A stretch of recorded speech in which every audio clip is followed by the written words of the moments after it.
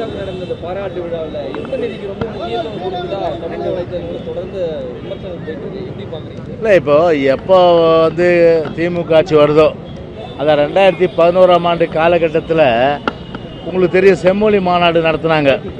அந்த செம்மொழி மாநாடு நடத்தும்போது நீங்கள் அந்த கிளிப்பிங்ஸை போட்டு பாருங்கள். அந்த குடும்பம் தான் முதல்ல வரிசையில் இருக்கும், தமிழறிஞர்லாம் பின்னாடி தான், குடும்பத்துக்கு தான் முன்னுரிமை. எனவே அந்த வகையில் இன்றைக்கி வந்து அதே கருணாநிதி பாணியில் இன்றைக்கி அவருடைய மகன் ஸ்டாலின் இன்றைக்கு அந்த பாணியை கடைபிடிச்சு இன்றைக்கி குடும்பத்துக்கு தான் முன்னுரிமை.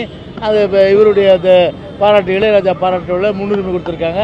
எனவே இன்மை நிதியை கொண்டு வந்து முன் வரிசையில் உட்கார இருக்கிறாங்கன்னா இது வந்து ஊப்பிகளுக்கு யார் உடன்பிறப்புகளுக்கு மகிழ்ச்சி, தமிழ்நாட்டு மக்களுக்கு பேர் அதிர்ச்சி.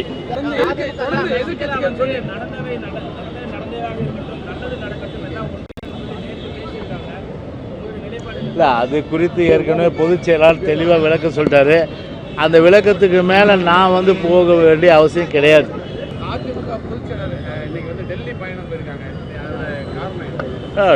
டெல்லி பயணம் போகிறாங்கன்னா தமிழ்நாட்டில் எவ்வளோ பிரச்சனைகள் இருக்குது. தேனும் பாலும் ஆறா ஓடுது. மக்கள்லாம் சுபிட்சமாக இருக்காங்களா? மக்கள்லாம் வந்து பார்த்தா ஆனந்தமாக இருக்காங்களா? மக்கள் இன்றைக்கு வந்து சொல்ல முடியாத ஒரு துன்பத்தில் இன்றைக்கு இருக்கிறாங்க. சட்ட ஒழுங்கு தினம் மோசம், தினந்தோறும் படுகொலைகள், தினந்தோறும் ஆள் கடத்தல், தினந்தோறும் கட்ட பஞ்சாயத்து, காவல்துறைக்கு ஒரு பாதுகாப்பு இல்லாத ஒரு சூழ்நிலை. எனவே சட்ட ஒழுங்கு பாதிக்கப்பட்டிருக்கிற நிலை தமிழ்நாட்டிலே.